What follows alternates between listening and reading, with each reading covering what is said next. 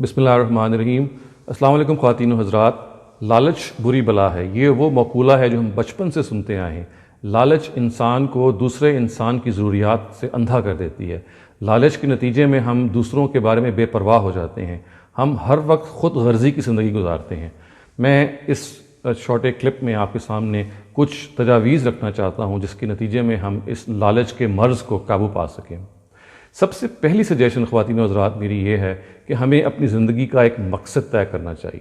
اگر ہم اپنی زندگی کا ایک مقصد، ایک مشن طے کریں گے تو ہماری توانائی، ہمارے وسائل اس مشن کو بروئے کار لانے، اس مشن کو ریئلائز کرنے میں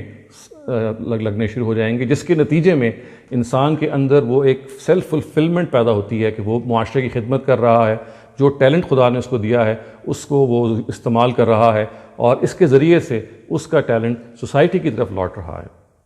دوسری سجیشن خواتین و حضرات جو میں دینا چاہتا ہوں وہ یہ ہے کہ ہمیں اس کا بھی احساس کرنا چاہیے کہ جب ہم لالچ کی اس بیماری میں مبتلا رہتے ہیں تو ہمارا ذہن ہر وقت منتشر، ہر وقت پراگندہ رہتا ہے، ہر وقت ہم پریشان رہتے ہیں، اس لیے کہ جب جو آدمی پیسہ جمع کرتا ہے وہ ہمیشہ پریشان رہتا ہے کہ وہ پیسہ کوئی اس سے لے نہ لے، وہ اس فکر میں رہتا ہے کہ اپنی تجوری کو ہر وقت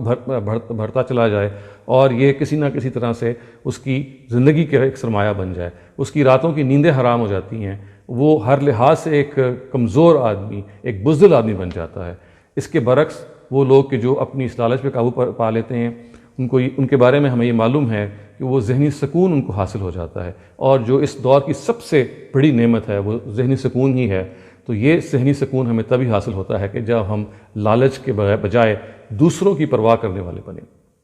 خواتین حضرات، تیسری سجیشن جو میں اس سلسلے میں دینا چاہتا ہوں وہ یہ ہے کہ ہمیں اس بات کا لحاظ کرنا چاہیے کہ جتنا مرضی پیسہ ہم اکٹھا کر لیں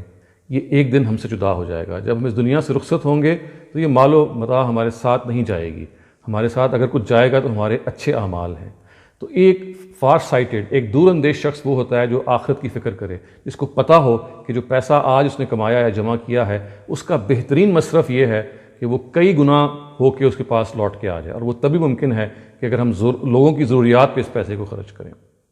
چوتھی سجیشن خواتین حضرات جو میں دینا چاہتا ہوں وہ یہ ہے کہ ہمیں دولت کو، مال کو خدا کی امانت سمجھنا چاہیے۔ بارہا یہ دیکھنے میں آیا ہے کہ انسان امیر ہوتا ہے، اس کے پاس پیسے ہوتے ہیں، خواہ وہ ایسے امیر گھرانے میں پیدا ہو جائے، خواہ وہ خود پیسے حاصل کر لے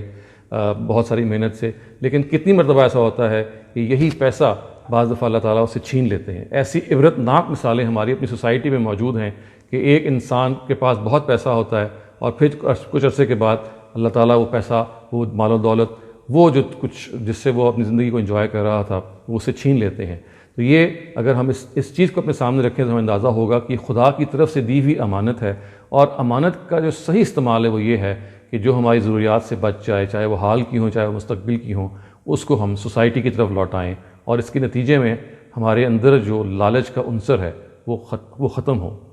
آپ کا بہت شکریہ۔